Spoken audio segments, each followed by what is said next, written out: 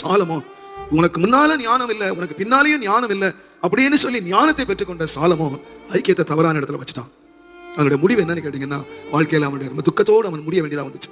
தேவனோடு ஐக்கியமாக இருந்தவன் இன்னைக்கு கொஞ்சம் கொஞ்சமா வாழ்க்கையை விலகி போய் தன்னுடைய ஐக்கியத்தை நாசமாக்கிட்டான். அதனால பாருங்க, தேவ மகிமையே நடந்து கொண்ட இடத்துல ஜனங்கள் துன்மார்க்கர்களாய் மாறி போன காரணம் கேட்டீங்கன்னா, ராங் ஃபெலோஷிப், தவறான ஐக்கியம். ஒரு விசுவாசி முதலாவது பாவத்தை விடணும், ரெண்டாவது பாவியை விடணும். இன்னைக்கு நிறைய பேர் பாவத்தை விட்டுட்டாங்க, அநேகர் பாவியை விடல, தங்களோட ஐக்கியத்தை விடல. இன்னும் பழைய ஃப்ரெண்டு கூடவே உட்காந்துருக்காங்க. அவங்க தோல் மேலேயே கை போட்டுக்கிட்டு இருக்காங்க, அவங்க தோல் மேலேயே டீ குடிக்க போறாங்க, அவங்க தோல் மேலேயே அவங்களோடவே சகவாசத்தை வச்சிருக்காங்க.